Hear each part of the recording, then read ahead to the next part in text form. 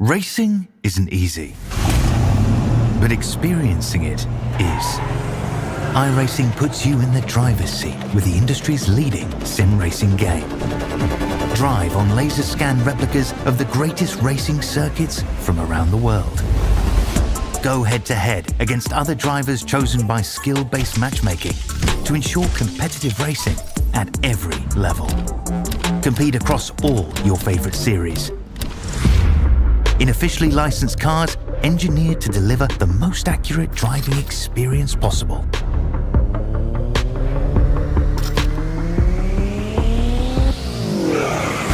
Join a race or host your own with players from across the globe. Race against the computer or in a league with friends. Feel the thrill behind the wheel. Visit iRacing.com.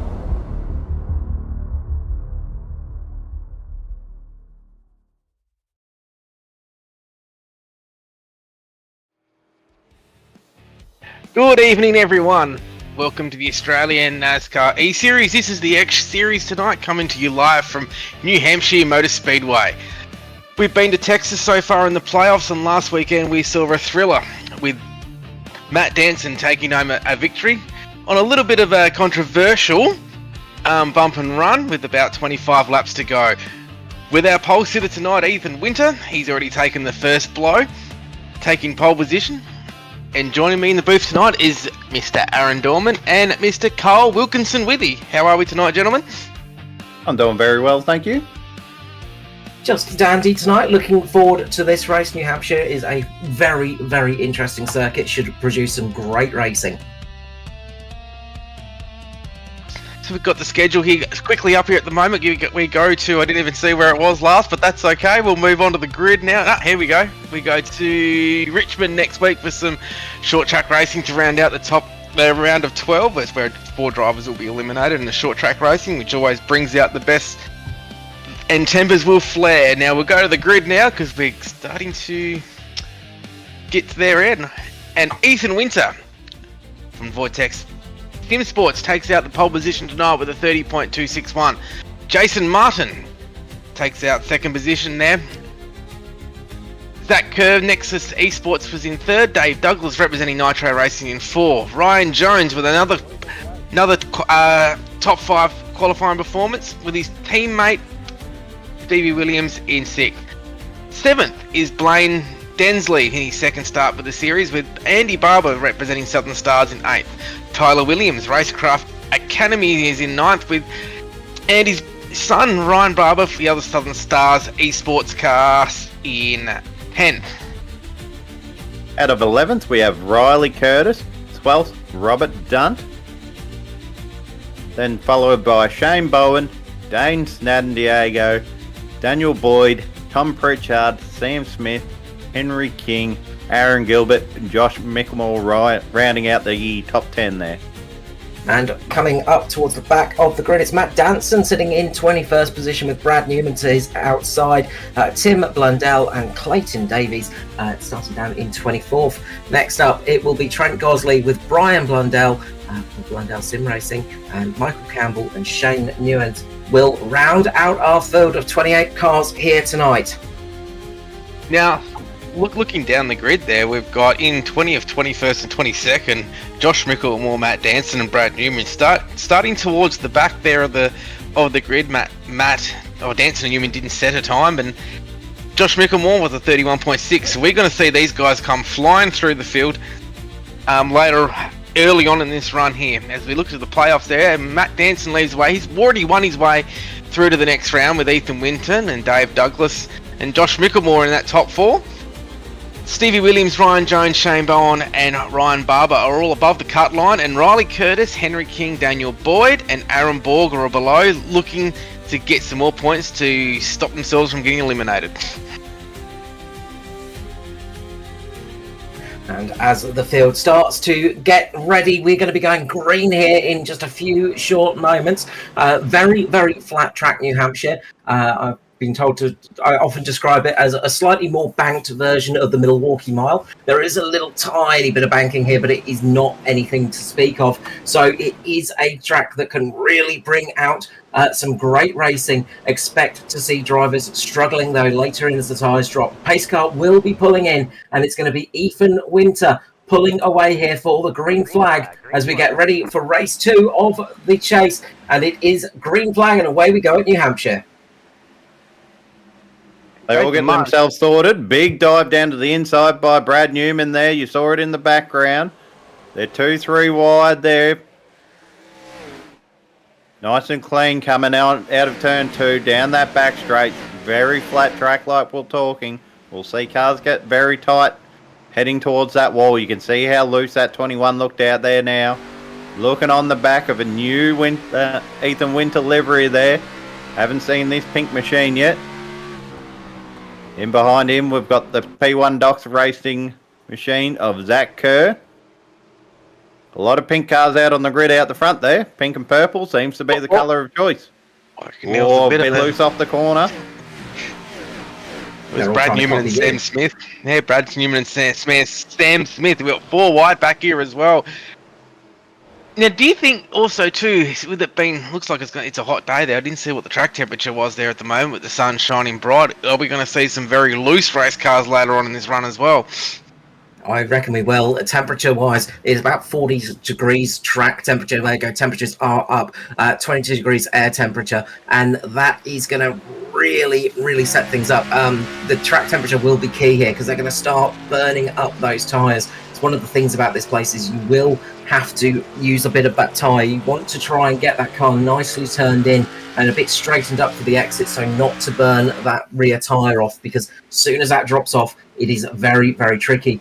You don't want to push too hard into the corner because that's just going to absolutely destroy your front right tyre, and you're just going to end up in the wall. So it is a very tricky thing indeed, and heat is going to play a big part in this race. And now, Aaron, you're the man with all the numbers. What would be the pitch strategy you think tonight? What?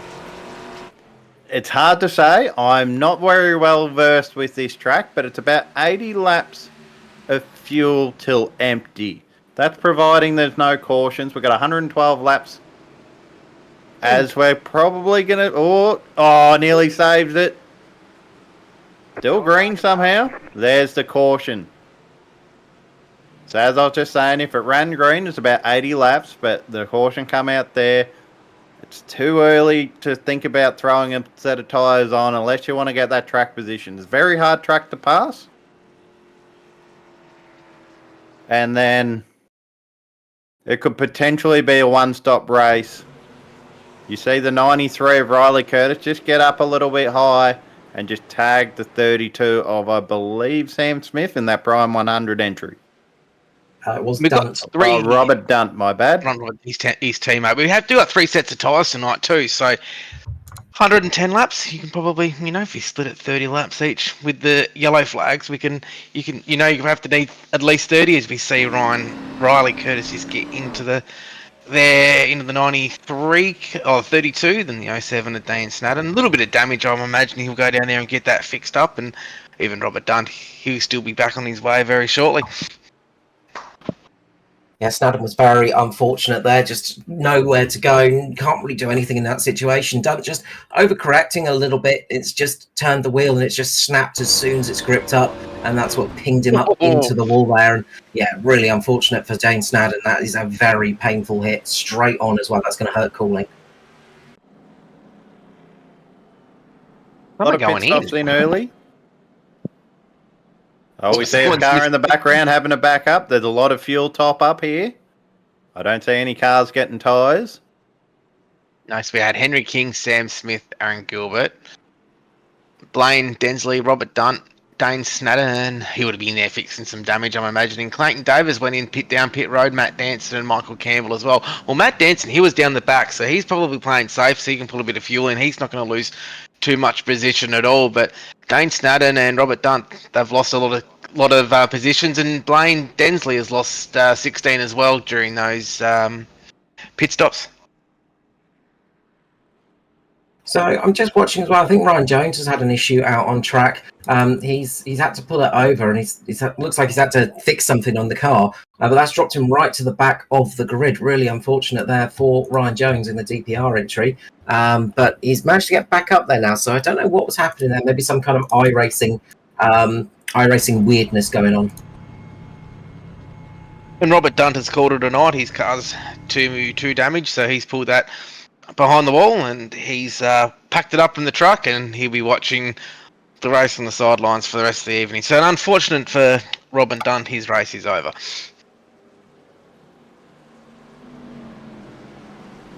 So we rack him and stack him once again. The lights are out on the pace car. You see someone madly trying to catch up at the back, trying to get a little bit of damage off, or another top up for fuel. You see dancing right up in that back. He's got a little bit of that safety buffer of having that win. So Ethan Winter is going to want to take one up on him. Maybe Danson wants to be as far away from him as possible. As Barry drops the green flag and we're off green again. Good jump by Ethan Winter to come out front. Gets to choose his line into turn 1 and 2. You can see Ryan Jones out there hanging on the outside of that Kerr. You've got Jason Martin in the background in that No Fear machine. He's also having a look around the inside of Tyler Williams. I thought we're 2 to 3 wide there at the back there. I could see someone's riding the wall. Yeah, they are taking all different lines at the moment. The cars are very spread out. I was just looking. Zach Kerr looks just be having a little bit of sideways action. Back end's not looking overly connected all the time, but he's making it work at the moment, keeping up the speed. But down in the mid pack and towards the back, it is absolutely crazy. There are just cars everywhere, and we had a lot of cars out of position, a lot of fast drivers, a lot of fast cars out of position, and we're seeing now them climbing up through the field. You can see Brad Newman just working his way on the back side of that top 10. He's made himself up a stack of positions already. Trent Gosley, another one. He's up 9 positions, up to 16th already. Shane Newans as well. He's up 8. He's into 20th after a starting down the back tonight, so he's making his way up. And Tyler Williams too, back into the top. He's 4th at the moment, into the top 5. He's up 5. Currently biggest really mover. Strung out yet. Sorry. Currently biggest mover is Brad Newman, up 12 positions. The number 40 is flying up through the field, and I think you were just about to say it's not stringing out too much at the moment, Aaron. No, not yet. And we just saw Tyler Williams and just getting in the door of Ryan Jones there, catching him by surprise on that front straight. These playoffs, that brings the seriousness out in these drivers. They want to get to the front as fast as possible. See Jason Martin just run up the track a little bit, using up a bit of Tyler Williams. Got Dave Douglas looking 3 wide on the inside, thinks better of it. You see those cars just get a bit tight in that centre of the corner. They're just pushing up, not quite getting that centre roll. Little snap of oversteer or a bit of looseness from Dave Douglas in the background, that number 10 Nitro machine. It's definitely looking like heat is starting to creep into the tyres. A lot of cars are having to slide out the corner, and they are really getting that rear end just that bit loose, and it is just going to be heating up the tyres more. It's just going to be making it even trickier out there. So expect to see some fireworks as Jason Martin gets a big snap on the exit. That's going to give Dave Douglas the run in the number 10. Can he get it up high and get it past? Not quite. Martin keeping the line low and keeping that position for the moment. And that's the thing too. This is driver skill is going to come into play later on in the run. The longer as these green flag laps keep counting down, these cars will become more difficult to drive, and driver skill with these Xfinity cars, and the field will start to spread out too. So the window of opportunity for the yellows will start to shrink as this run continues, which then will bring a lot of driver skill and strategy of pit stops will come into play. Up the front, though, Ethan Winter has managed to run away a bit. He's got a 1.5 second lead over Zach Kerr, who's breaking away from Ryan Jones at the moment. So the fresh air up front, that clean air, is helping a little bit for the leaders, and they are starting to break away from the rest of the pack. You see how tight it is from that, about third place back to about 12th or so. It's very tight. They're just line astern. Every car's just looking for a way around. As Brad Newman used too much of those tyres early on, maybe overheated the right front. Gets a bit of a side draft, or nearly clips the back quarter panel of Riley Curtis there. He's going to fire it up the inside, deep under brakes. Drift up a little bit in that mid corner. And we will see over the next 10 laps to see if Ethan's gone too hard too early, and if Zach Kerr can catch up to him. That happened in the ANC race on Sunday night. The leaders went out just a little bit too hard too early, but then got reeled back into towards the end of the run. So we'll see in the next 10 to 15 laps if he has gone too hard, as Stevie Williams makes the pass on Andy Barber there on the outside to come up to 7th. So we'll see that later on in the run as well. Yeah, to see which drivers have looked after their tyres and are starting to fuel save as these green flag laps keep counting down. You can see Andy Barber just having a look at the back of Stevie Dub there. He's the further ahead of the two Barbers. Young Barber is running out of 11th place. See Brad Newman just still trying to work past that 93. And the yellow is out. Sam Smith and Trent Gosley's involved with that King one is too. facing the wrong way, I think. A lot of damage on the back of that Prime 100 machine. This will trigger some pit stops, I'm imagining. There'll be cars coming down getting some fresh tyres. It'll be a little bit earlier than they wanted to, but you'd be silly not to if you're the one that hasn't done it.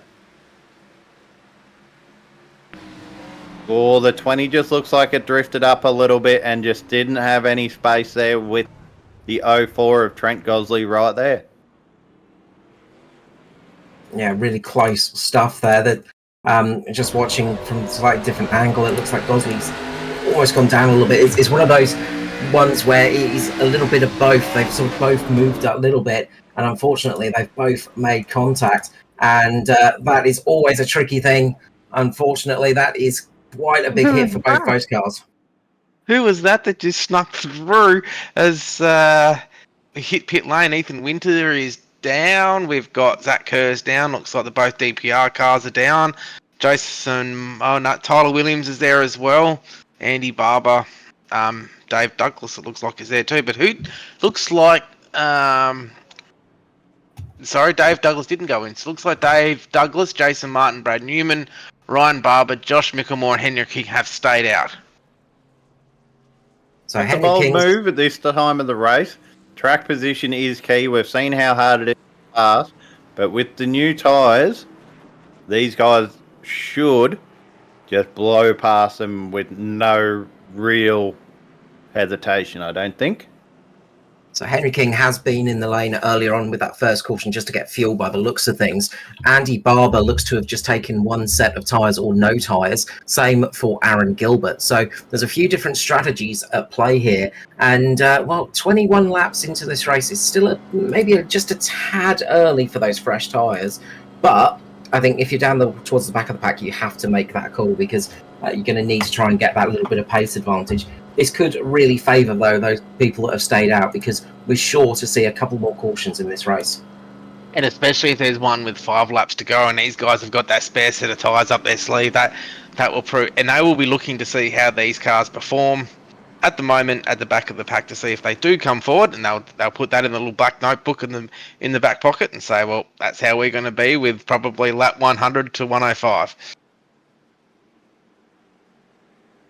And then while we're rounding on the back straight here, just having a look to the YouTube chat, we see Bradley Can saying, evening lads. So good evening to you, Bradley. Thanks for tuning in, and I hope you're going to enjoy this race. So, yeah, make sure you like and subscribe to the YouTube channel, and There's a quick look at the playoff picture at the moment, with Matt Danson already got that win there. Dave Douglas, Ethan Winter, Josh Mickelmore, Stevie Dub, Ryan Jones, Shane Bowen, Ryan Barber, and below the cut line, Riley Curtis. As a green flag is out again. Big wiggle on that outside line. It's allowed Dave to get up and clear into turn 1. Brad Newman's going to throw it up on the inside of Jason Martin there. And here we see the 12 of Zach Kerr. The early ones of those ones are fitted. So who have we got? So we've got the cars that stayed out. Looks like they've got that clean air is helping them a little bit. So we'll see in the next 5 to 10 laps if that has been any advantage at all for the guys on the newer tyres. Just get the feeling that it might be a little bit of heat degradation rather than full tyre wear. Although there's a lot more speed in those fresh tyres. Oh, great save by Newman there. That was going sideways, and he absolutely kept that in the right position, kept that one pointing forwards. But that was a close moment for Newman. You can see how much of a grip difference Zach Kerr's got. He's just driving around him. He's maximised that start over the previous race leader of Ethan Winter. He struggled a little bit to get those first few cars. There's a little battle on behind there between Tyler Williams, Brad Newman, Ryan Jones, and Josh Mickelmore and Ethan Winter all getting on the battle here as well. Oh, he moves him up the track. You start running out of friends in the playoffs. You don't want to be bumping and grinding this early yet, though. There's still a lot of rounds to go that they can make your playoffs a lot harder later down the run. Zach Kerr is going to be passing Dave Douglas very, very soon. He is getting the run on Douglas now. He's taking a much tighter line as well. Douglas is sitting a bit higher on the track, and the number 12 goes down the inside, and Zach Kerr will be taking the lead of this race. Dave is not going to fight this too hard. He's not going to make it easy, but he is just getting out there and just keeping things circulating at a good pace. He's just hoping that they will get to a nice position where he can get those fresh tyres and have the advantage over the rest of the field. So we'll see how this one shakes out. I think that's the key too, Carl, is that these guys are playing more of the long game. They know that they can go another 50 or not 50 to lap 50 or 60. They know they could probably make it to the end with Aaron saying before that we're looking around an 80 laps for fuel. So they could split this in half and then go down on pit lane, and they could probably make it to the end and be offset with their strategy. And that's something we can talk about if later on in the race as well, to see how these drivers end up. And if that late race caution gives them that little bit of advantage with a fresh set at the end. If we get a long green flag run, this is going to buy into those guys that got the tyres. You can see how much Newman's dropped since the start. He would have burned up a lot of tyre going from pretty well the back of the field to the front. And now he's heading towards the back again. As we see Ethan Winter now clear Dave Douglas into second place. Allow Zach Kerr to get a half-second lead. Zach Kerr just must have played that restart perfectly. He just zipped his way through and found the front so much more effectively than other cars around him. Yeah, doing a great Tyler Williams. Oh, Dave Douglas getting a little bit loose, scaring Tyler Williams. You see him just take a little bit of evasive action. Ryan Jones is going to follow him.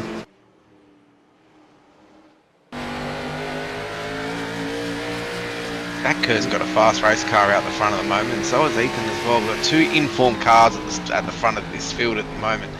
I wouldn't rule out the 11 car of Ryan Jones tonight. He would be my tip for the win tonight. He's been showing great speed for the last 2 to 3 weeks. I think he's due for another win in the X Series. Just got to hope he doesn't kick the rear out too much like he just did a few laps ago. He is absolutely wringing the neck of that DPR car as we get free wide action here. Riley Curtis up on the high side, the 27 of Blaine Densley in the inside, and Brad Newman in the middle there, and they've worked it out and they are still racing hard. Those guys on the newer tyres are not pulling away too quickly from the guys on the older tyres. The older tyres, of course, are dropping a little bit, but they're not dropping like a stone, and that is crucial. So they're going to want to try and keep that pace up, keep the speed up, and they're going to probably be hoping for another caution in the next 20 laps or so. Will get them back in this race because they'll be able to get those fresh tyres and really push on. Or you could see Brad Newman just squeeze Riley Curtis up into the wall there. Got to use every piece of the track. If they're there, shove them out of the way. I don't know if Riley Curtis is going to see that kindly to that. There might be a little bit of a squeeze back to the wall here. Riley's been much more kind about it. Giving him a little bit of space. Coming into the back, gives him a little nudge. But unfortunately, though, for Riley, he might be too aggressive with Newman and Shane Bowen in the 38 on the inside. Might just take him out.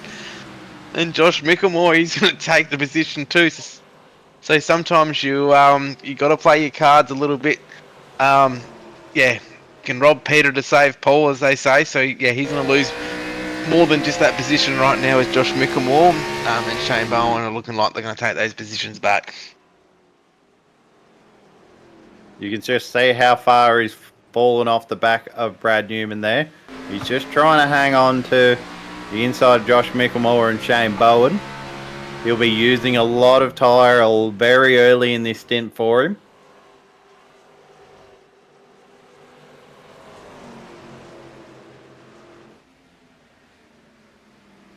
Unfortunately, I don't have any stint info on how far they've gone on this set of tyres versus each other. But I believe... So the guys that came into the lane are about 14 laps into this stint. Everybody else is about 34 laps or so, or 35 laps, you've got to say. So some big differences, some big... rubbing is racing, boys, and that is beautiful stuff there. They are rubbing each other and just leaning on each other just to the extent of just getting around the corner, but not unsettling the cars. That is lovely to see. You could see the white gloves of Ryan Jones in the windscreen there, just moving left and right. They've got very difficult handling race cars. As we see Ethan Winter making the move on the outside of Zach Kerr. This might come to bite him a little bit later in this run. Did he use too much tyre and Zach Kerr was just cruising, or was Zach Kerr also pushing? As we find another new race leader of Ethan Winter for Vortex Sim Sports. Just hear already some of those tyres complaining, even on the fresh tyres, 16 laps in, and they're starting to just not quite work how they would love them to be working. Behind them, that great battle between Tyler Williams and Ryan Jones still going on. But Dave Douglas, he's sitting fifth still. He is not that far off the pace, and at times is starting to plateau a little bit. Last time round, fastest lap was Ethan Winter with a 31.3. Dave Douglas with a 31.7, but it is close to everybody around him as they start bumping a little bit. Ryan Jones just giving a few nibbles out the back of Tyler, just saying, look, I'm here, giving him some Morse code, telling them that he's looking to get past. And the other fast mover too is Blaine Densley. He's in 7th at the moment. Last lap was a 31.47, so he's on pace for the top 2 or 3 as well. So look out for him as he comes through the field. Having a look on the inside of Stevie Dubb. Oh, fires it in. He's turned him. Are they going to keep it straight? Keep it straight enough to keep it green? Oh, that's going to be a cheeky move. Stevie Dubb is not going to be very happy about that. As we see the teammate of the Simrigs DPR just fire it on the inside of Tyler Williams. Will we see a repeat move again just to try and get him out of the way? Get moving. You see that outside line. Tries to get a little side draft. Goes in deep. The 34 sees it coming, so he keeps it up on that higher line. That 11's got much better drive. Tyler Williams just keeps him low right there so he can't get the optimal run off the corner. Now Ryan's trying that outside line, driving it in deep. Try and square off that corner, get maximum power down to the road. Try to get his rear bumper for a little side draft. If we can go to Shane Bowen, Josh Micklemore and Clayton Davis have got a battle going on there. At the moment, looks like there's a little bit of a turn there of a car as well. There's a big battle going on here as well. So there's 2 to 3 wide through most of the corners. These guys are all fighting for position. There's 2 Nitro cars there. Whoa, Riley Curtis and Shane Bowen, they're still going after their little battle earlier on in the race. And Ryan Jones and Taylor Williams are still battling it out. They're giving each other nibbles. They are really banging doors now. It is starting to get a little bit aggressive. Tyler Williams is doing a great job of pinning Ryan Jones down in the mid-corner, and that's helping heat the tyres up. And you can see Tyler's trying to get the run off the corner, but Jones might have it here. He's going to do the slide job up in front of him through 3 and 4. I reckon if he can get it stopped in time, and there we go. He's going to come back. Williams is looking at that crossover move, though. He's not letting him get all the way clear in front. Williams is probably going to fire it in deep into turn 1 here. Jones covers it off. As we look further back, similar move here with Shane Bowen on the inside of Josh Micklemore. Drifts up a little bit, has to get out of a lot of the power there. Riley Curtis almost gets into the back of the 31. You don't want to be hitting your teammates, so it's 2 Team Nitro cars just there.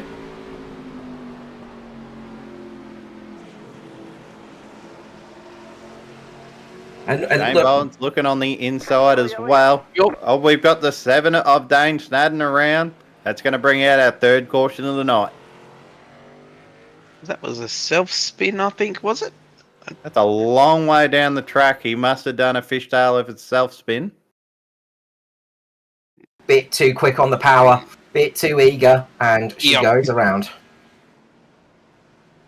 You can see the damage on the front of that, so that car will be not handling the best of what it could be. That damage from earlier in the race with the earlier caution, he took a lot of front end damage, unfortunately, and it's just not going right for Dane Snadden at the moment, unfortunately. This, though, has played in beautifully for the drivers that didn't stop.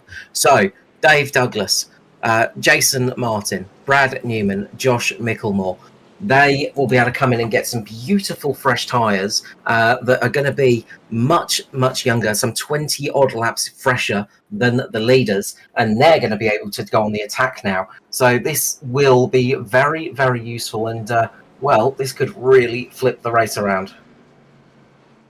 The other one, too, is Henry Ethan King. Winter coming in. That might be too early to take your second set of tyres. Not even half distance. You don't want to use 2/3 of your allotment. As we see the whole field into pit lane right now.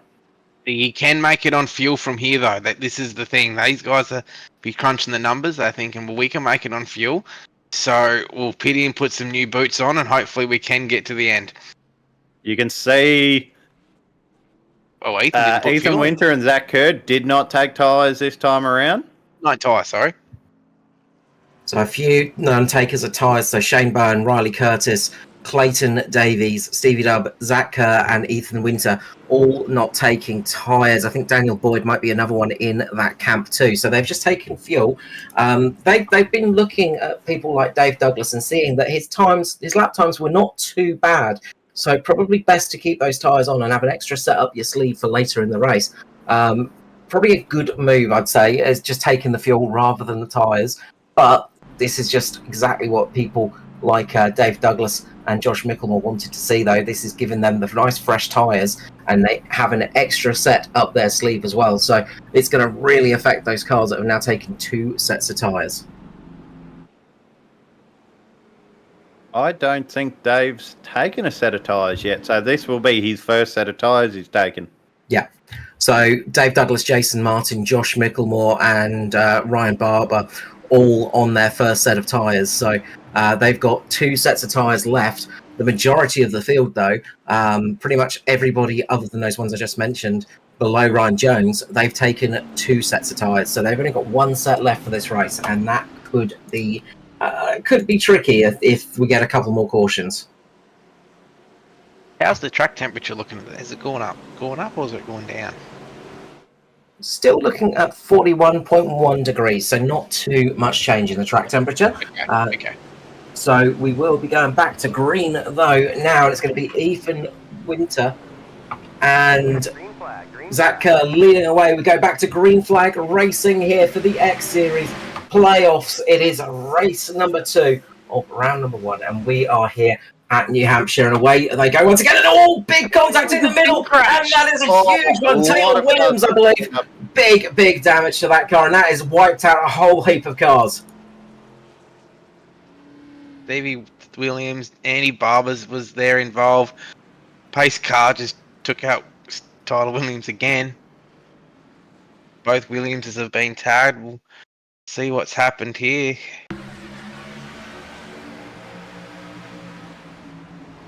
So watch Tyler Williams. He goes down and makes contact with Jason Martin. He sort of goes down and hits the side of Jason Martin. That pings him up. And then there's contact between the teammates. A whole separate incident. And yeah, the teammates' turn. Wonder if he could go back onto Tyler Williams to see if he just sent it in there a little bit too hard during the restart. He got a good jump.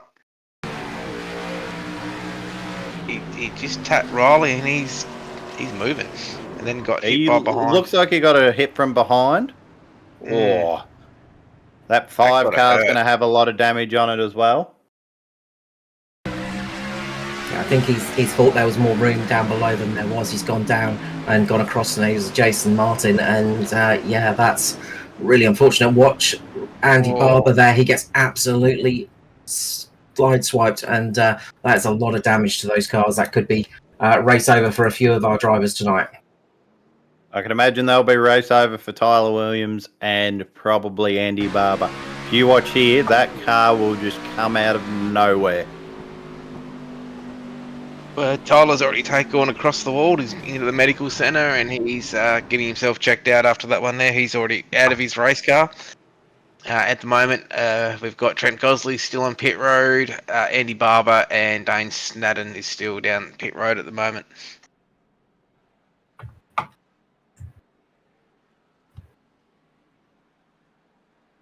So we've lost Tyler Williams, Tom Pritchard and Robert Dunn from this race, but there are a lot more damaged cars after that hit. And it's one of the problems here at New Hampshire. It's quite a wide circuit, but when things really go wrong on the straights, it's a very narrow section and very hard to avoid cars. It really boxes everything in, and you end up with a nasty big incident like that can take out multiple cars. So we'll try again. Lap 51. Just about 5 laps. 5 laps off being halfway through this race. So all cars should be able to make it home on fuel here. Just a matter if they want to take a caution, or if they get a caution, then take it to get those fresh set of sticker tyres to run it to the end. Cautions breed cautions, though. All these cars, they want to make as much ground up as quick as possible, as fast as possible. Green flag, green flag. You see Barry's got the green flag there and he's waving it off. Ethan Winter goes again. Covers up to the outside line.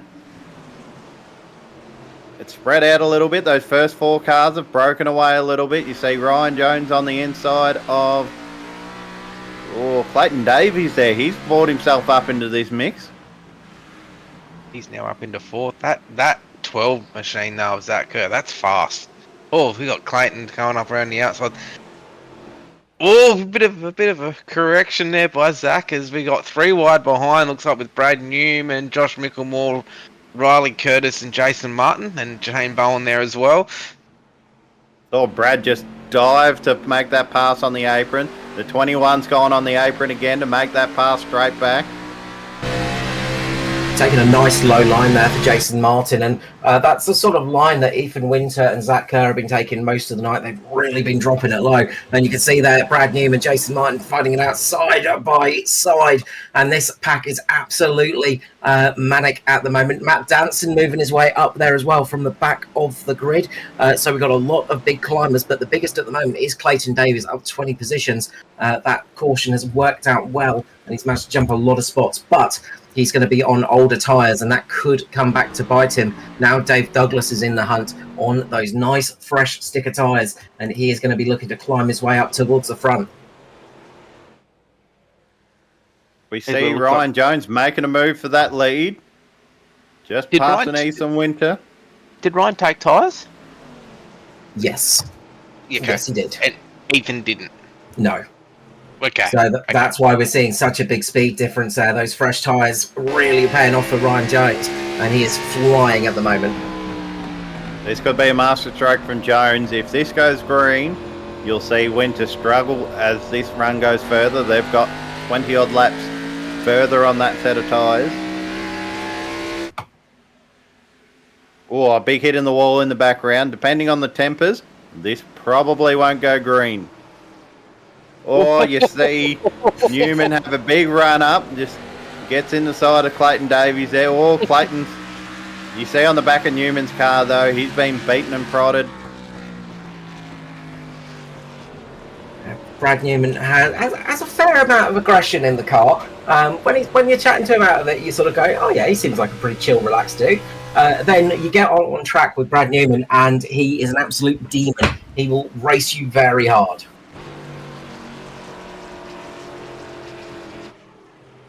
We see the 27 of Densley just having a look on the inside there. He's got a lot of rear damage, so that car will be very loose off the corner. Danson's starting to now make his way through the pack. He wants to get out of this danger zone. Oh, as he's turned, oh, he gets hit. They've managed to keep it green. Very big save. Jason Martin there, absolutely sideways, and I thought we were going to see Densley into the horrible yellow barriers down on the inside, but he managed to just sneak it through. Wonder what happened there. So you can hear Matt Danson commentate on Thursday night. He sounds like a very nice guy, but he's not making a whole lot of friends out on this racetrack. The last couple of rounds, he's put the nose to a few bumpers. We see Dave Douglas just make the move on the 39 of Ethan Winter there. And he's just going to clear him, maybe into turn 3. Winter's going to go in deep, try and keep that low line. Drifts up a little bit. Late apex.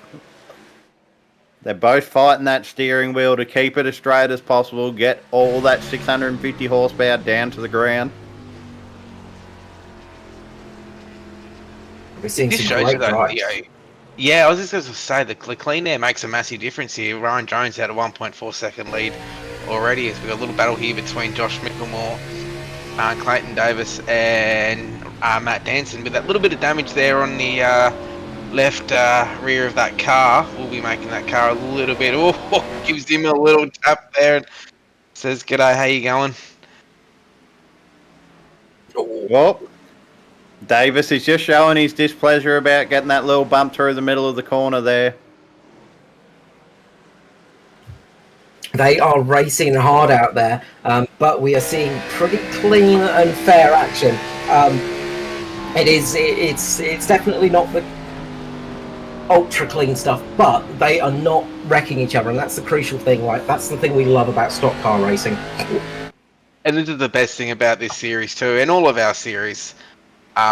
There is not much gap between that first place car and even down to 20th. There's only 11 seconds difference between 20 cars on that track. So everyone is putting the work in, and trying really hard, and the results show on track with close knit racing, because anything can happen. So you could still be down the back of the field at the moment, and you could still make your way to the front at any stage. We see Brad Newman just making his way, trying to make that outside line work on Zach Kerr.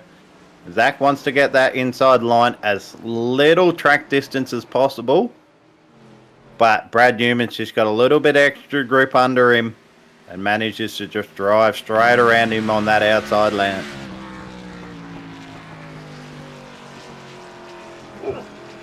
The last lap, Ryan Jones did a 31.33. Dave Douglas was a 31.38.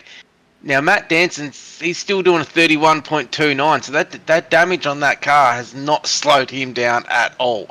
So Oh, we see young Barber just make the move on Densley there. No, Clayton Davis, my bad. Densley's behind these two. So young Barber wants to make his way up, try and get those playoff points, trying to advance to the round of 8.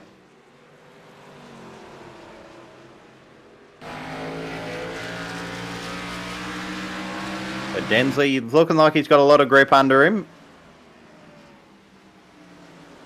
He's just driven around the 50 of Clayton Davis there, who might have used the best of his tyres up early to get up into that second position where he was at earlier. And now it's just fallen back into the clutches of the tail end of the top 10. Fastest car currently on track is number 10 of Dave Douglas. He has got some good pace out there, and he is starting to close that gap to Ryan Jones. Excuse me, I have terrible hiccups at the moment. But he is really pushing on, and this could be a great battle towards the end of the race if we see it green here to the end. You can see how loose Dave Douglas is inside this car. Still getting in the red of the tacho, so he's still making a good head of steam. Turn it in. That looks very tight through the mid corner. Wind on more throttle.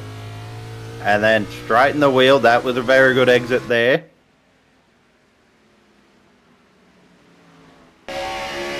Danson's just about to have a look on the inside of that 31 car of Josh Mickelmore, who just clips the apron. It's enough of a difference in the banking to upset the cars a little bit and get him a little bit loose.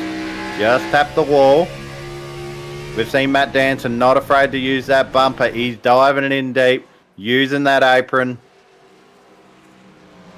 Basically, NASCAR rules are the track limits are the wall and the other wall. The field's starting to spread out a little bit now. Oh. You see him right down on that apron, trying to give him maximum amount of space. But that just ruins the run off the corner. He's had to put a lot more steering in for a lot longer.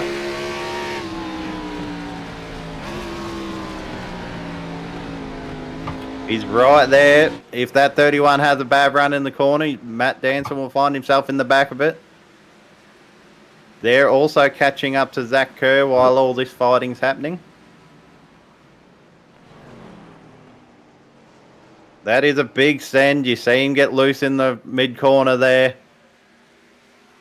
This line's not working too well for Danson. He just can't get that momentum off the corner to clear him. But he should be able to do a slide job up on Josh Mickelmore. As we see the 12 go very deep into the corner, out to the wall there. That's another carrot dangled in front of Matt Danson.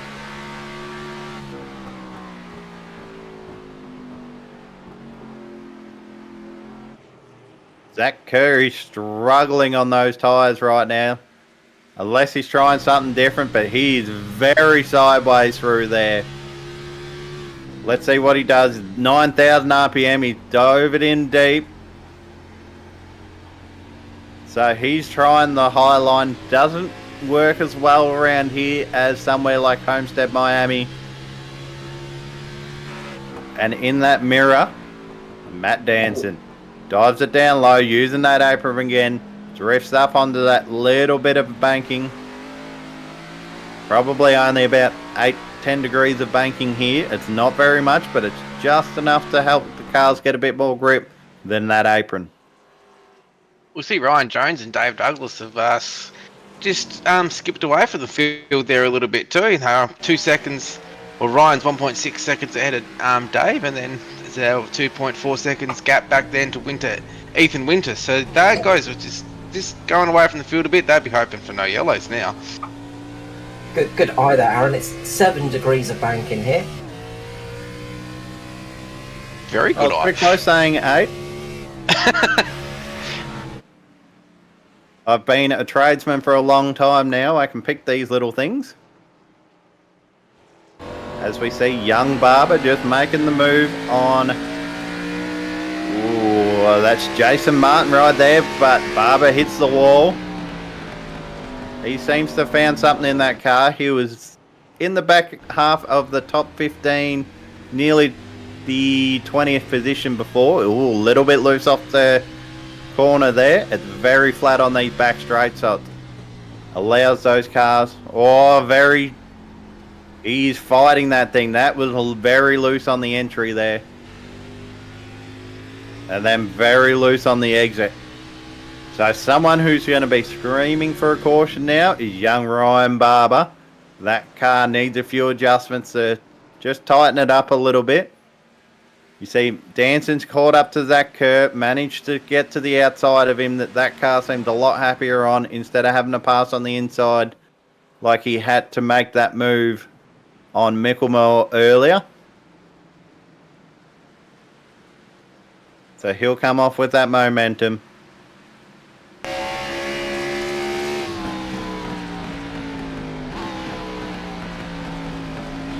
I might just have to take a 1 minute quick break to get a drink of water. My voice is getting a little bit hoarse, so I'll let my co-commentators just take over for a minute and I'll be right back. You just get yourself ready for the big finale that's going to be here at New Hampshire, as Ryan Jones has got that demanding lead out to a 2-second lead now on Dave Douglas. There's a few big movers in the field too. We've got Brad Newman, he's up 18 spots. Matt Danson's up 16, Josh Micklemore's up 13. Clayton Davis in his second start in the X Series, he's up 13 positions. And also too, there's two cars that I'm keeping a close eye on that are working their way through the field and showing some really good paces. Aaron Gilbert and Henry King in those Jinx Shifters cars. As we on screen now, we see Zach Kerr take the real high line there. He's really struggling with those tyres there at the moment.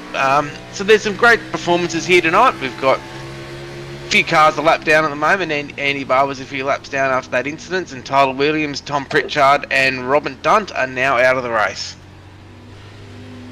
Up the front, the gap is now 2.2 seconds for Dave Douglas behind Ryan Jones, so it's not really closing at the moment. So Jonesy absolutely pounced at the right time and is managing to get a good gap up at the front. Oh, looks like that car of Zach Kerr's a bit loose there too. So we might see some few cars hit the wall here very shortly as they get a little bit more swirly around that racetrack, as Zach Kerr, Matt Danson and Ethan Winter there in a little bit of a battle. This is some great stuff at the moment, and look, it's so easy to drift up and hit the walls here at New Hampshire. If you just get that braking wrong, just get that entry point wrong, you find yourself up towards that wall very quickly. And right now, Matt Danson is really trying to hold that high line and just keep himself ahead of Zach Kerr.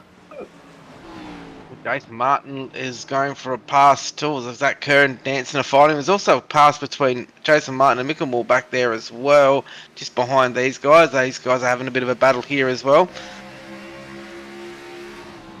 I believe these two are in the same Discord chat together, so there'll be a little bit of chat there of stay out of my way. And as it looks like Zach Kerr and look at that little battle there, Newman, Danson and Zach Kerr as well. But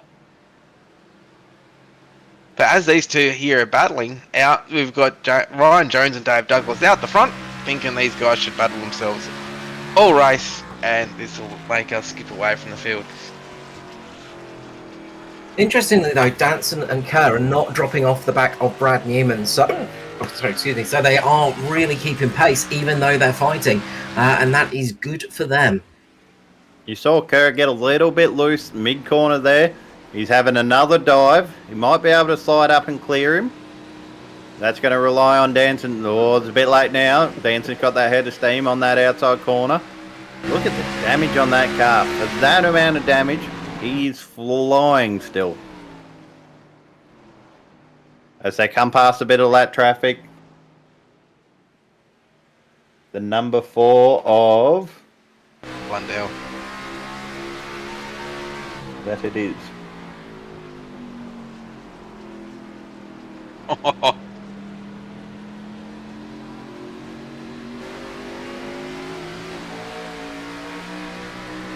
They're looking to do a little bit of side drafting down that back straight. Brad Newman's tyres must just be dropping off, or these two are just pushing that hard. They've just pulled that pace back. I think you What just was- got three drivers that are just pushing that hard at the moment. They're not saving tyres. They're certainly not giving each other room. They're fighting at the moment. This is great to see. It's certainly not aggressive driving. It's not dirty driving. It's just great hard racing, and this is what we want to see in the X Series. Absolutely. Well, you saw the 12 just going deep there. They're taking that high line. They want to turn it down and be on that throttle as long as possible. You can see what that arc of that corner did. You want to drive it in straight to the wall, mid-corner, turn it down so you've got as much time with that wheel straight to get that throttle down. So, Brad gets a little bit loose and clips the wall. But the only thing I'm seeing is, Aaron, does Zach Kerr have any damage on that car? I can't see any. So we've got Newman and Danson with damage on their cars, and Zach Kerr with a nice clean race car. So he might be using this to his advantage. It will be kinder to its tyres. Oh, Newman's turned him there into the wall. The caution is out. Zach Kerr now has damage on his car. Oh no, he's got damage now. Brad Newman back end just kicked out on the exit there. He got a bit too much wheel spin, and that pinged him down into Kerr. And well, that ended not very well. Unfortunately, the damage free number 12 of Zach Kerr is no longer damage free.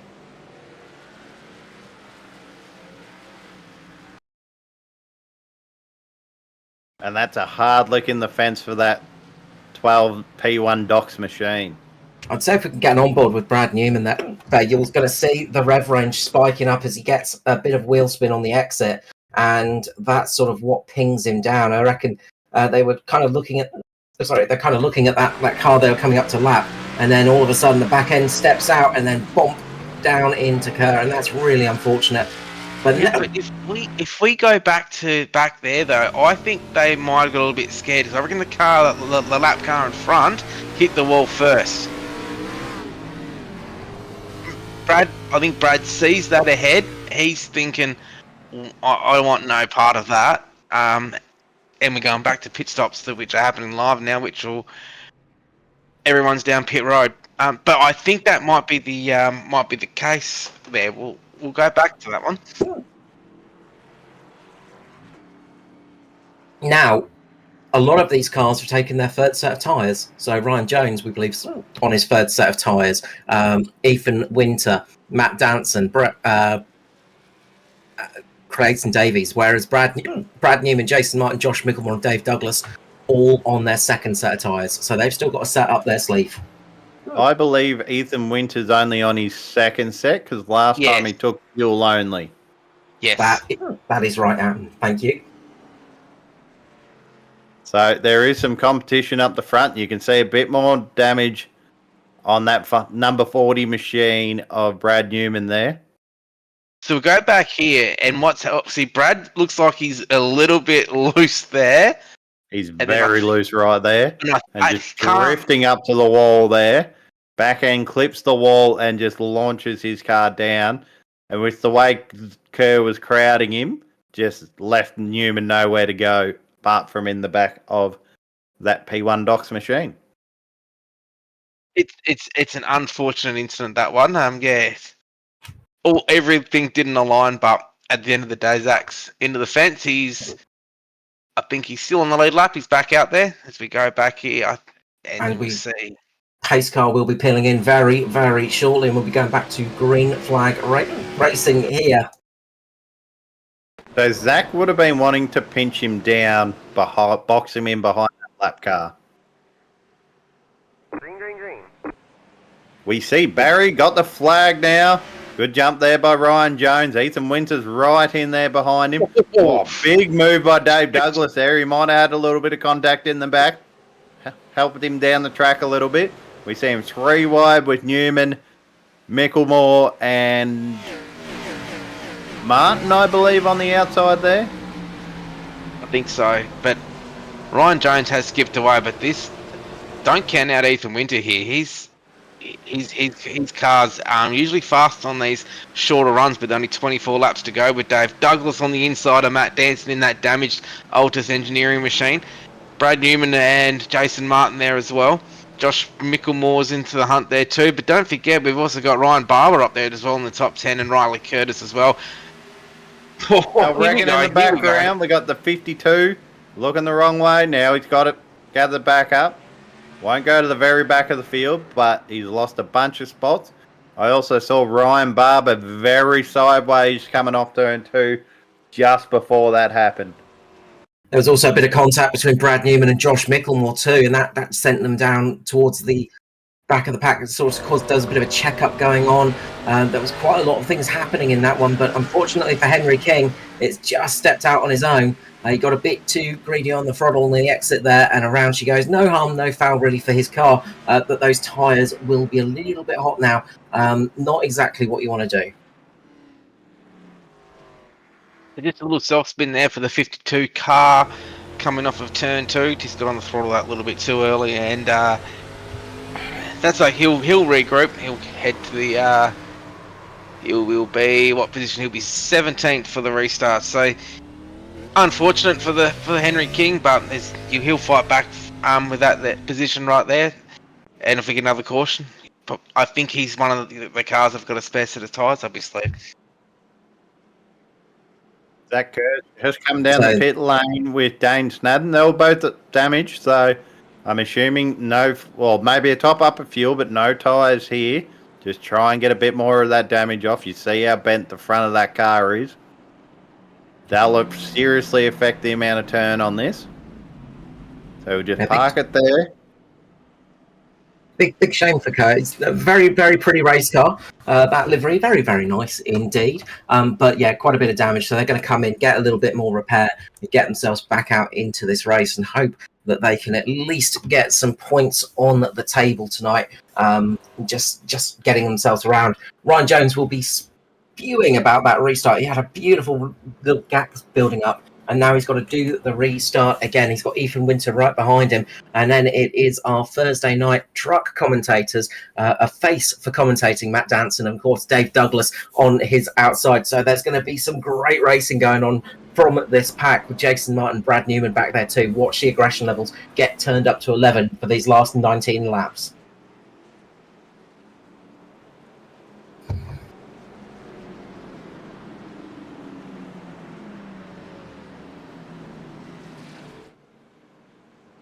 So the track temperature's going down a little bit, 39.4 degrees now, so a little bit less track temperature. That could change things up a little bit in the final few laps of this race.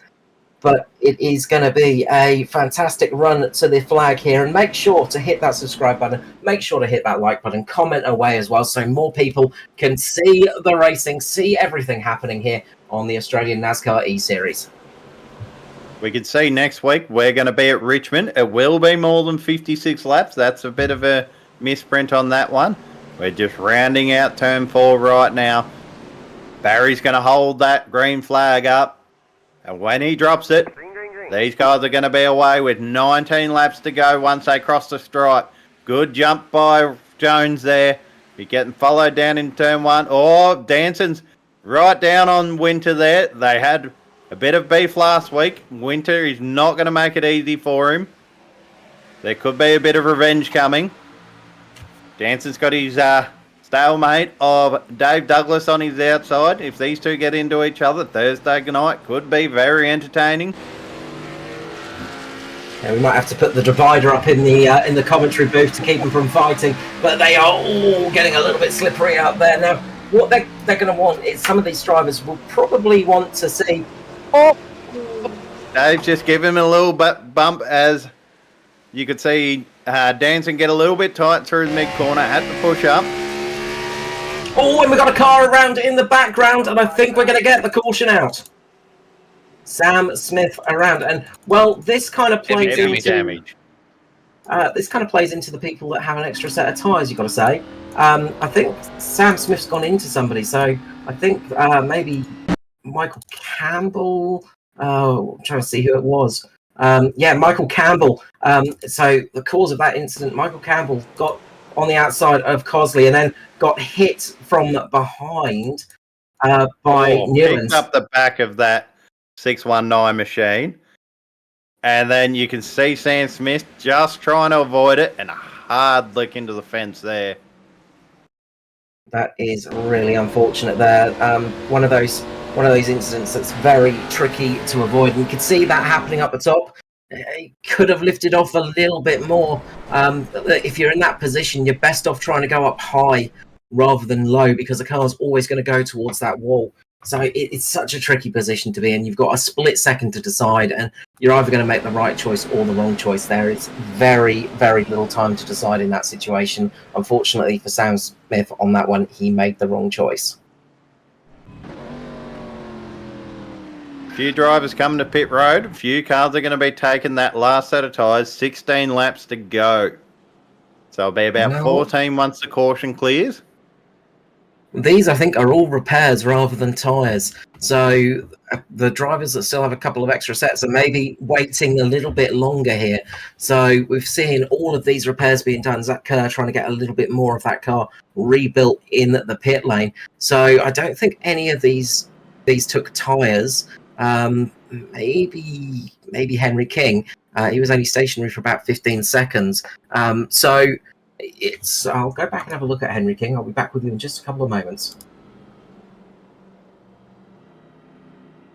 So I invite all our listeners right now to jump in that chat. Do you reckon Ryan Jones can hold off Ethan Winter? Can Danson upset the pack again and bring it to the lead? Jump in the comments. Please let us know. So watch out for Henry King in these last 15 laps, because he has got fresh tyres on. The rest of the field only did about 10, 11 or so laps on those tyres, but Henry King is on some absolute freshies, and that could come to play and help him out in this race. So we'll go green next time by 14 laps to go. Carl is usually pretty damn good with these predictions, so I'm going to go whatever. My tip is Ryan Jones for the victory. I could be wrong, but I think he's got the fastest car out there, and probably the least amount of damage too. I think Winter is hungry for it. After last week being robbed of it, he probably could be a little bit further forward, but I think he's just trying to crowd Matt Danson a little bit by the looks of it. Green flag drops once again. Let's see if they can get through 1 and 2 cleanly. All seem pretty good so far. Ethan Winter was very lucky not to pick up a black flag there. He jumped ahead of the leader and got off just in the nick of time not to get a penalty. But that could have been a nasty one. But he's managed to keep himself ahead of Matt Danson at the moment. And it's now on for this race. 13 laps to go, and they are racing hard throughout the field. In the chat, we see Jason Holdsworth saying Danson's too slow in the restarts, getting old, getting a bit slow. That's not where Ethan Winters wants to see Matt Danson right now. We're going to get a caution. Flashback. Stevie Dubb is around. Yellow flag is not there, and there it is. It's like...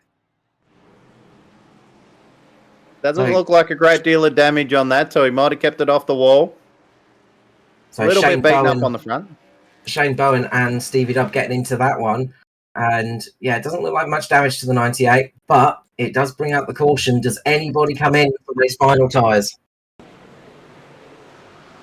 You want to take the advantage of the tyres. You don't want to leave it too late and not have the amount of laps to use it. At the same time, though, the rest of the field's only done about 15 laps on these tyres, so you're not going to get a huge advantage at this stage. Track position is probably going to be king. But if we see some green-white checkers, I don't know if we see anybody coming in, because I think track position is going to be the key factor. I don't think anybody's going to risk it. So even though they've got that spare set of tyres up their sleeve, I don't think we're going to see anybody risking it. But we'll soon find out if anyone wants to make a liar of me. Ryan Barber, that's a good call. And now we're seeing a lot of those cars getting repairs. But Ryan Barber's one of those cars we believe has an extra set of tyres. So we'll keep our eyes on this one, on the Southern Stars car. And see if he goes up. So loose through these runs, so maybe he's chasing a few more adjustments. You see the side of the car come up, that invisible pit crew, swapping those tyres out as quick as possible.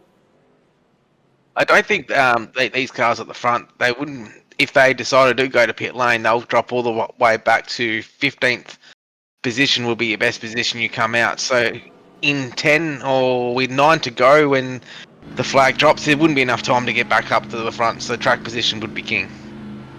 So Shane Bowen and Ryan Barber both taking fresh tyres for this one. So they were a bit further down the pack, so well worth taking that roll of the dice. That could really help them out. We'll see how it goes in the race. But the rest of the field is, well, it's going to be interesting on the restarts.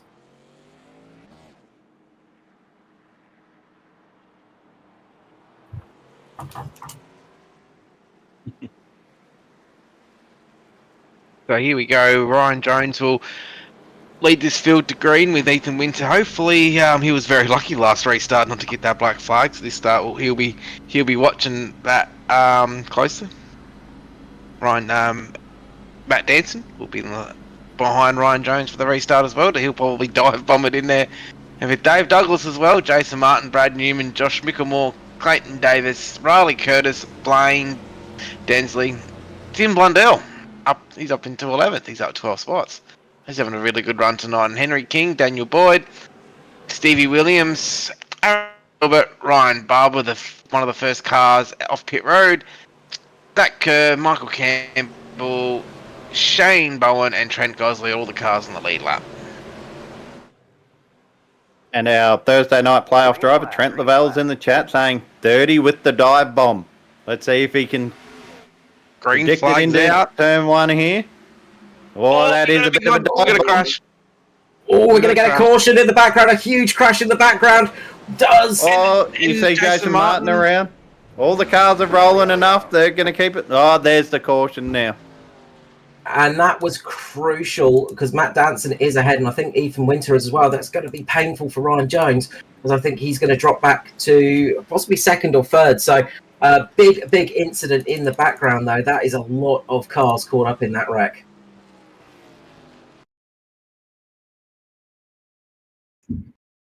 Five wide there. 5 wide into turn 1. You see young Ryan Barber there. So you can see the 05 outside of the 03. Then the 12's going to come into it. Oh, the 03 just hits the 79 there. I think the car in front of the 79. If we wind that back a little bit there. Stevie Dub was already in the wall, but 5 into turn 1 does not work. Is that car in front missed a gear? Just stop there. That car just on the not the 79. The one in Blundell, I think it was. I don't think he's missed a gear. It's just a little bit slow away. Maybe starting in a slightly higher gear and just got caught out a little bit and just caused that checkup behind. It's the way the car jacked back. That's what just made me think it was he missed a gear. That was Ryan Barber's involved. Tim Blundell there. We'll try and jump on board and see if we can actually get an idea of what happened. See if it was one. But unfortunately for those drivers that took some fresh tyres, that really didn't pay off, and that's that gamble. So here we go. No, that's a secondary incident. This is a little bit late. So we need to go back a little bit here. So on the restart, so a little bit further back in from here even. So we'll need to just rewind the tape a little bit. And no, I just think it was a slower way. So if we go back to live now. Just stop it there. Just go back to live now. So we'll get to the restart zone. So it'll be coming round. He seems to catch it pretty well. Riley Curtis there. He's just playing that cautionary game. Mm-hmm. So Pace car you'll see pulls in just here. watching the tacho, listening to it. So green gets away. Yeah, changed the gear. I just think maybe just a little bit slow away, and it's caught the drivers behind by just off guard. It's not much though. I wouldn't put that on Tim Blundell at all because he's gotten away, even though it's a little bit slow. It's the drivers behind that have gone in a bit too fast, and then this chaos happens. No, it's just it looked like he missed a gear. That was all. I think Boyd might have got a bit of a bump draft. Okay, so we should jump back to the action now because the pace car pulls in and we're going back to green flag racing here. 5 laps to go and it's Matt Danson that gets away, gets a good start. Will we see Ryan Jones taking it down the inside? I reckon we could. Behind him, it's going to be absolutely hectic stuff. Matt Danson covers off the inside and we've got cars going around. Mick Campbell into the wall. And another yellow flag. Shane Newen. Big incident between Shane Newen and Michael Campbell. Oh, and I think Dane Snadden just behind makes contact with Newens, who's gone in a bit deep there, locks up a little bit, and bang. You can see the 73 there and the 619. So we're going to find a replay of those cars. We're having a look at Michael Campbell in the 619 machine. And Michael Campbell's just an innocent victim in this. Watch the 07 from behind. The 73 locks it up. The 73 was very late in that corner, which then tags the front of the 07.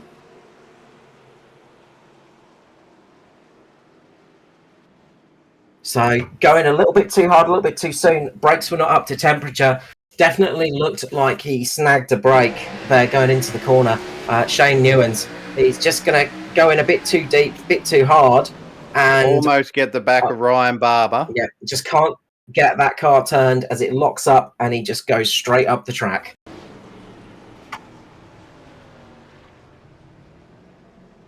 So watch this on board now. You can see steering's down a little bit. That's normal. Usually the car will have a bit of steering angle. It starts turning left and it just locks up and just goes straight in there. So just locking up the brakes there. And what happens when you lock up the brakes is the wheels don't move and you just head in a straight direction. Something that most people are not used to these days because everything has ABS, especially on our road cars. But in race cars like this, there is no anti-lock brakes. It's all done by pressure. And when you lock up, you are in big trouble. The green-white checker this time by. This will be the first one. Green flag, then the white flag, then the checker flag will be out. Once we get to the white flag, the race will become official, and the next car that crosses the finish line will win the race. There's 3 green-white checkers in this series. So fuel may become a bit of an issue now with these cars as well. So we'll just see who's got enough fuel to get to the end. And also some of these guys got tyres up their sleeve too, which could come into play. We've had quite a few cautions, so I wouldn't be too worried on fuel right now. These guys have just got to bring the temperature down in their helmets a little bit and try just get the first lap out of the way.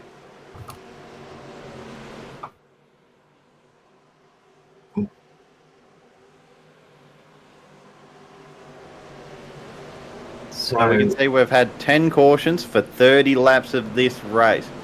So this green flag's are going to go. Jansen in first place. Jones on the outside. Winter on the inside. He's very primed to give return serve for a bit of revenge on.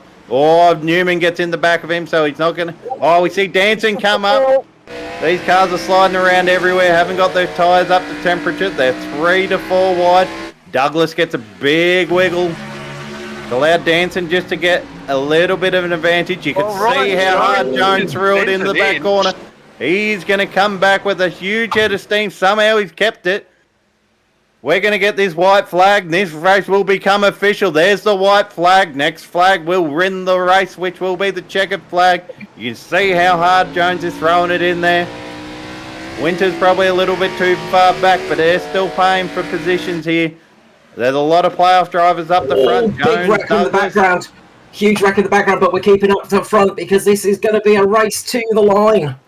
Huge run into the corner there by Winter, but Danson's going to take it 2 for 2 in the playoffs in our X Series. Huge drift over the line by Dave Douglas, who's celebrating a second place finish. Oh, what an end to that race it was.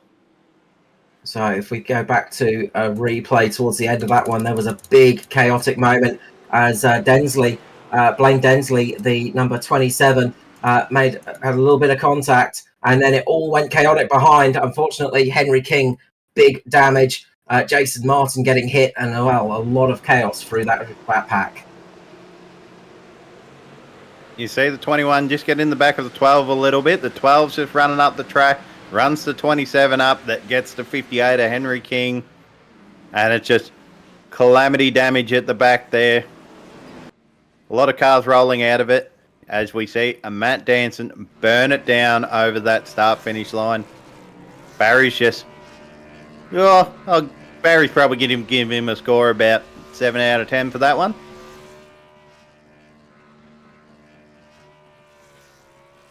Matt Danson's had a lot of time on his weeks off, just working on that burnout technique. We criticised him a little bit too much early on. He's on the break right there. He's been watching these Summer Nats videos back again. As he'll tip it in over the start-finish line.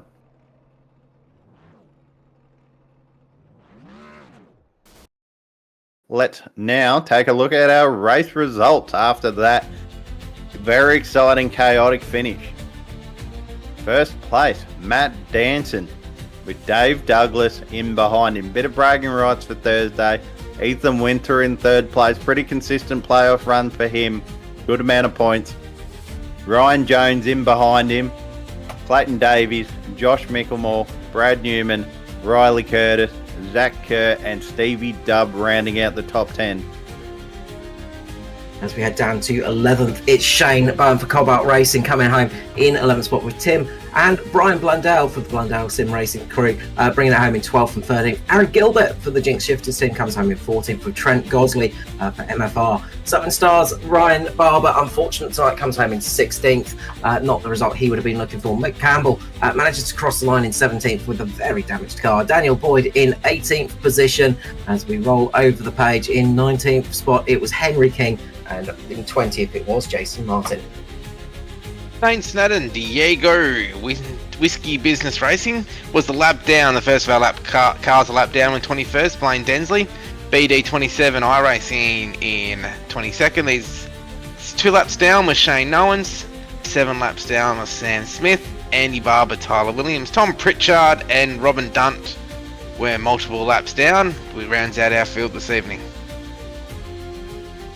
We might take a quick break before we conduct our post-race interviews. We'll be back very shortly.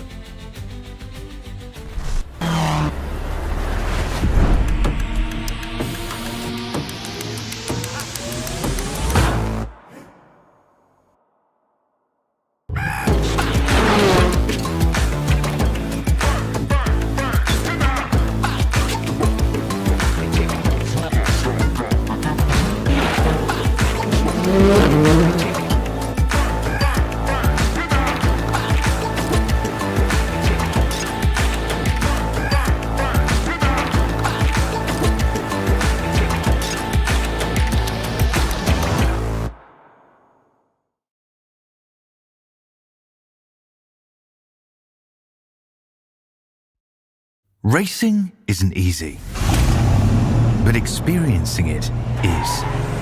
iRacing puts you in the driver's seat with the industry's leading sim racing game. Drive on laser scan replicas of the greatest racing circuits from around the world. Go head to head against other drivers chosen by skill-based matchmaking to ensure competitive racing at every level. Compete across all your favorite series. In officially licensed cars, engineered to deliver the most accurate driving experience possible.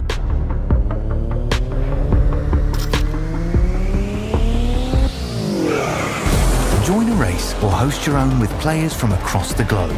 Race against the computer or in a league with friends. Feel the thrill behind the wheel. Visit iRacing.com.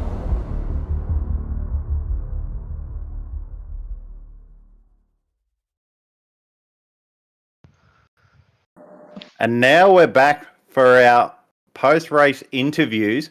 It's a little bit different. We're going to bring the top 4 in tonight. So, straight out of that, Ryan Jones, what happened on that last restart? You probably don't want my real thoughts on it. I nailed the launch from P2, which is almost impossible to do, and then Matt used me up for the second time in about 15 laps to stay ahead, which is, it's the way he wants to race me. That's all right. I'll keep that in mind. I've always raced him up cleanly, so I was a bit surprised to get used up that hard twice in a row, considering where he was before the string of late yellows. Oh, look, we don't mind a bit of a rivalry on here, so we'll keep that in mind for future races, and we'll keep a look on that progress between how the two of you race each other. Yeah, I mean, look, yeah, it's all par for it, right? You're always going to have one person happy, one person upset, especially in that situation. I think I was pretty home and free if it stayed green, so there's added salt into the wound, I guess, but just a shame. We can just see the pictures on the screen here. You two are door to door through that restart there. Yeah, greatest start from second I've had in my life. Brilliant restart. Couldn't believe it. I should have dived down lower on his door on the entry to one here, not allowed him to slide up into me like he did. I actually wanted to cross over and get to his left rear and put him in the fence, but you nearly did. That's there by the looks of it. But wasn't able to do it because I got the door first. But all cards on the table. I think Matt knew he was going to get it. Yeah, I sure did. Matt knew it was going to come if I had a chance. And then my tyres were just absolutely cooked in here, and I sailed off and annihilated that fence so damn bad.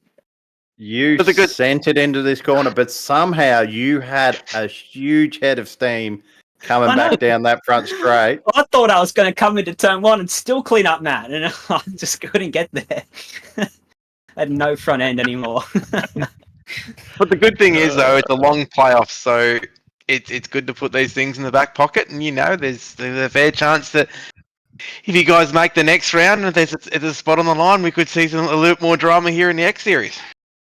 Yeah, it's a good point, all at the end of the day, and I didn't have a great round last time out, and good to prove my point. I can still run at the front with the good guys when I got a setup underneath me, so happy. Overall happy. Well, thanks for joining us there, Ryan, while you're a bit hot under the collar, and we'll let you calm down, and we'll get your practice in for next week, and we'll see you there at Richmond. Yeah, cheers, boys. So let's now interview the third place driver, Ethan Winter. I'll let Carl take that one. So, Ethan Winter, welcome to the booth, and congratulations on P3 here tonight. Possibly not the result you were absolutely hoping for, I'm sure, because you had an absolute rocket sled out there. Yeah, that race was pretty similar to Texas last week, and honestly how it's been trending lately with this series. Just seemed to get a caution with 30 laps to go, and everyone seems to lose their head in the back of the field. And yeah, I mean, a bit unfortunate that there at the end I kind of didn't want the outside for those restarts. I picked a few, and then had some bad timing on some cautions where I had a chance to pick the lead, but it didn't go my way this week. It might go my way next week. But yeah, I mean, on that long run there, I think I had like a 25 lap deficit on Ryan and Dave and a few guys behind me, and I still managed to save tire and keep honestly some good speed there. So I think I called the race pretty well there. Strategy, I wouldn't have done anything different, honestly. But yeah, just happy with another third position. That's a good result again. No, absolutely. And look, it's the thing about, sometimes when fate doesn't quite go our way, the next time out it can go a lot better. And you've been showing absolutely great pace. I mean, tonight you took the pole position, of course, so you had the absolute pace out there. And especially in the long run, as you said, you were showing some really good running speed and just able to take that really nice tight line as well. yeah, I did a bit of practice during the week and kind of found that I could free up the nose, and turn really well in the center. The car would be, really good. It was a bit free off, but I just kind of had to, get up on the wheel and kind of sail it around there when it was loose on the exit. But made the right adjustments at the end, which I'm happy about as well. Haven't done that in the last few weeks, so just unfortunate I couldn't get a 5 or even 10 lap run at the end, just to see what I could do with Ryan. Well, at the end, you managed to get yourself up into P3, so a decent haul of points for this round. And, well, hopefully next time out it can go even better for you. Congratulations on third place tonight, Ethan. Before we let you go, shout loving out to all the fans, all your sponsors. Go for it, mate. Thanks to Team Connie, obviously, for all the setups and resources. Maddington Toyota and Canning Vale Toyota, Graham Electrical and Data, Soul Deep Massage Clinic, KZS Auto Works, Style Imagery, the Goalie Glove Guy, obviously Australian NASCAR eSeries, Nigel and Jason, putting it all together. Once again, obviously congrats to Matt on the win. Dave drove well there to get second at the end. And just look forward to next week.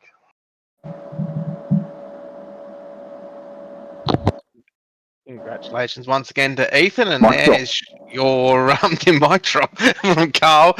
He's probably got the hiccups again. Congratulations again, Ethan. Another incredible run, and I'm sure your luck will turn around soon enough with the pace that you got. Thank you. And now we move to our second place. I was going to say truck, but car is Mr. Double D himself, Dave Douglas. Congratulations on your second place tonight. You started in P4, up 2 positions. You led 6 laps. You were pretty fast. You was in the action in the end. Tell us about your night. Yeah, well, it didn't start very well. I lost my spotter pretty early, so I was running around there without a spotter for a while there. So it's not ideal. Hot dog? Did he have a hot dog, or what was the go? Yeah, I cursed it because I was only talking about it in the pre-race, and the dead set happened like lap 6 or something like that. Anyway, we got on with it, and then I sort of took a bit of a risk and thought, I'll stay out here. It's only been 12 laps or whatever it was. I think it was 22 laps or something, 20 laps. Stayed out, and everyone sort of pit. A few stayed out. It was good to see Newman stay out, so I wasn't the only silly one, but a few stayed out. But then after that, we had some alright speed. Like, it took a while for the guys to cycle through, and was just holding down 6, so it wasn't too bad. So it was good to know I had a bit of speed and sort of get a tie set up on them. And it sort of went vice versa. Like, the next stop obviously took them, and the 39 of Winter and Zach and those guys didn't. But Jonesy must have. I didn't see him in the pits at all. But I lost out in the pits because obviously I had to go and change my spotter to the speakers. So by the time I got back out, I lost a few spots. That's all right. Got back into it, and as Ethan was saying, he was catching me. Like, we drove away from him for a bit there. We got up to about 3 seconds, and then every lap he just creeped in. I think he got down to about 1.4 seconds in the mirror. And I was just burning up the right front, so I made an adjustment, tried to loosen up a bit. And then, we got into a nice battle royale at the end there, tried to loosen up again, and just to give me some turning. Danson used me up there one time, so it was good. I didn't have him in the comms, because obviously I had no comms. So I didn't have to hear him squealing when I overdrove the entry or exit or whatever else. So I could just drive the way I drive and sideways and slide up to his door, and he's not squealing at me. So it was good. Well, the good thing is too is you can put that in your back pocket in the black book as well. So he's poor old Matt's building more enemies than he ever has before. But I had the front row seat for his move though. That was. Got to give credit to him. He sent her up there and made that pass for first, so it was impressive. I had the front row seats for it, but the other guy was probably a bit napping there. But yeah.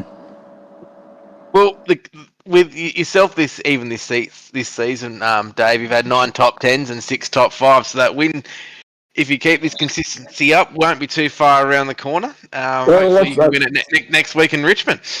Well, that's true. I mean, if I had half the talent of the 39 and the 11 and the 30 and the 40, mate. Dave. If I had half the talent of them boys would be in trouble. But I don't, so I'm doing it for the old boys here. Just a wobbler trying to have a crack, and on that restart, crossed up 3 wide was not ideal, but we survived. So credit to Ethan, leaving enough room for 2 girls out there, and Jonesy not coming down and wrecking us all. So, one day we might even have to start NASCAR veterans. So, That's it.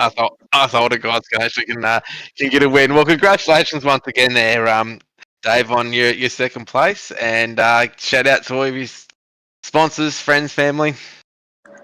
Yeah, obviously shout out to Nitro Racing and the guys there. Didn't have to hear me ranting or whinging tonight because obviously no comms, and I didn't have to hear them whinging and ranting because no doubt there's some stuff going on in the backfield there. I have no idea what was going on, but there must have been plenty happening. But credit to Jonesy and the 39 Ethan. Kid's got some speed. Got to watch him. The 30 making the moves up front, and honestly, just being up there and enjoying having a battle. It was a shame we didn't get more green flags laps there, but it was just good to be in amongst it and racing those guys and racing hard, rubbing pedals. That's what it's all about. It's like it is what it is. You have fun. You use them up. You do what you got to do. Oh, and shout out to the league. Well, congratulations once again there, Dave, and we will probably see you in the booth for the trucks on Thursday night. Yeah, you'll see me in the booth. It won't be because I've done anything good. It'll just because I've been demoted to the booth from racing, mate. But That's what happens when you get older. and just a shout out that hopefully no one gets offended by my commentary either, because it's all just a bit of fun. So if you do, 100%. message me so I know to load up. Well, boys. congratulations once again to Dave, and Aaron. You can interview our winner, Mr. Matt Danson. Matt, we can't keep you out of the commentary booth, can we? No, I love it.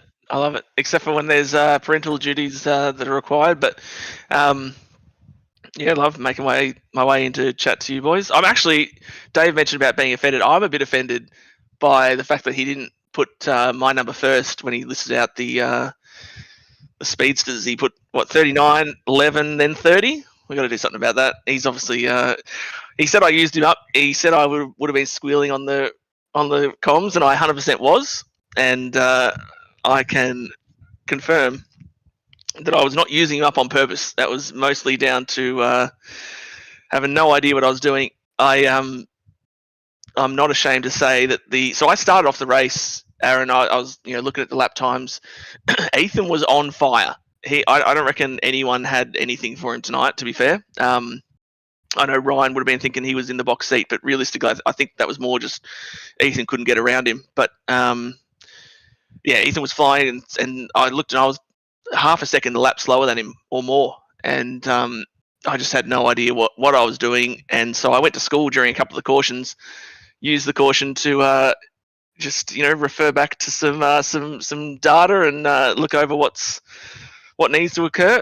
Learned how to drive the track under those first couple of cautions, and then we got that green flag run where I hadn't taken tyres, but my pace was still really good.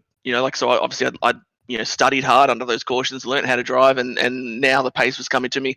Still didn't have the pace of Ethan, and I think that was evidenced on those last couple of restarts. Even before I was able to make the pass, I think he just was so bloody quick. But I got that restart where I was restarting third, and sort of had a bit of a look at how Ryan had taken the first couple of restarts before that. And you study everything, when there's an opportunity, and I knew there was a bit of an opportunity, and then I sent it down in there, and then I started hearing crash noises, and on the comms people were saying, they reckon, sort of thing. And well, of course, it's just a matter of you just got to be ahead before the yellow comes out. So I gassed it up mid corner. I definitely got into his door. I don't think it was in an egregious way. I think it was fair. But I just needed to make sure that my nose was ahead whenever the caution came out. And then, sure enough, the caution came out, and Bob's your uncle. And then it's just a matter of trying to, outfox each other on the restarts. And I knew that Ryan was going to send it. And I think that's probably as well, yeah, I mean, I'm sure he'll review himself there, but it made it kind of pretty easy to defend, to be fair. But his last restart was phenomenal. That's the best restart I've ever seen from anyone on the outside lane, and taught me a thing about how to get the best out of restarts when you are on the second lane. I think you can kind of commandeer or control it based on what I saw there. So that was huge from him. Credit where it's due. That was amazing. And then I sent it massively in that T1, and washed up a little bit, and he just happened to be there. I mean, there was still There was still a lane there for him to use, but I don't think you could look at that and say, "Oh, I did that deliberately," because I entered the corner ahead of him and I was washing up ahead of him. There was no target, so the only person who drove into anyone was him. He drove into me, so it is what it is. You don't want the contact. I mean, that one, like I said, was more just me washing up. It wasn't any real big brain move or anything like that. It worked out bloody sweet though. And then turn 3, he sends it massively in the outside, and I thought, gee whiz, he's not braked here, and he's had the fastest turn 3 and 4 I've ever seen. I genuinely thought he was probably going to get around me. He was that quick, bouncing off the wall. So that was awesome. It was honestly a lot of fun. I mean, obviously it's easy to say that when you come out on top, but I'd said after that restart where I got the lead, I had said there's a very high percentage chance that I'm not going to finish the race because I got Ethan behind me who's was unhappy after Texas. I didn't think that was too outside the line. I thought him and Brad got into it more than we did, but he was more sort of conscious of our kerfuffle, and then obviously I knew Ryan was a bit testy, so I thought there was a high percentage chance of being in the catch fence, but we survived and got another dub, which is awesome. That was a great race for you, up 20 positions, so it wasn't just handed to you. You didn't just drive away at the start, so... No. And here on the screen, we can see your burnout. We had a bit of a chat to Barry. He gave it a 7 out of 10. He's watching down on you. It was elite. I literally didn't stop the wheel spin for the entire thing, but I'll see what I can do. I'll try and come up with something maybe a bit more creative next time and see what we can do. But yeah, what a race. That was awesome. And I love the drama as well. I love getting Ryan in here and having a crack, and that's what it's all about. We're not meant to all just play nice, but as long as it's not done in a bad way, like outright just straight up wrecking people or whatever. I think the racing's been really good. We've had some awesome races the last few weeks, and people putting their best foot forward. It's been really cool to see. We thrive on a good rivalry, but congratulations on your first place position there. And we'll give you the floor one more time to shout out your friends. I've got one question for him. Yeah, let's do it. Now, with you racing last season, you won the championship, and now you're in this season here. You've had your wins. Do you think the standard across the whole grid has risen so far this season? From where it was last year, as far as no, definitely. I think and that's the benefit of people getting more races under their belt, racing against I don't want to, this is going to sound silly, but against good opposition, because you've got Brad, you've got Zach was really strong as well tonight and kind of got I don't know what happened to him, but he ended up at the back sort of thing. Dave, he's been around for so long and he's still super quick. Ethan is, like I said, he's one of those up and coming sort of talents. I think this is only not even within a year of him starting on this type of stuff. Like, he's normally doing dirt, and look where he's at. Ryan, has come a long way and learning more and more as it goes. Everyone's kind of taken those next steps. And it's it needs everyone to take that step up as well to be able to compete with that, which then brings the rest of the field with it as well. So I think probably where last season we probably had maybe, let's say, 5 trucks that 5 cars that could win any given race. I mean, obviously anyone can win any race, but what I mean is 5 that were you knew they were going to be the ones that would be at the front. I feel like now you're sort of looking at, up around the 10 mark, of guys that could just come out there and win any given race. And then, next year that might, or later in the year, that might be 15. It's just it continues to snowball. And obviously it can only improve. And I guess as well, because most people are really happy to share information and knowledge to a certain extent to help others grow as well, that only helps things. And there's a lot of people putting in a lot of work, I saw Ethan earlier on asking about just certain facts about the race. Obviously he was putting in work at that point in time, you imagine, right? So it's not like it's just people aren't just being complacent with it; they're really putting in the effort to make sure that they have their best foot forward. And you've seen that as well with like Ethan. He's been super fast the last few weeks. Yeah, I don't know. It's definitely in a really strong position for sure. I think that answers pretty well. Yeah, no, that was good. That was good. No, it's just like, you know, for someone like yourself, and you know, you've seen a lot with oval racing, and that's why I thought I'd ask the question. Like yourself, you made round 2 of RTP in last year, so the top 100 of the world. So that's a fair, you know, that's an achievement in itself. And then to race with us, like in the Australian scene as well, it's just good to get a perspective of, like, and for everyone that's watching at home and other drivers are watching later, to say that, you know, we are going the right direction. And these battles at the front, as most people will say, oh, you know, wow, he's getting into him. It's kind of what the battle should be. Well, everyone wants to win.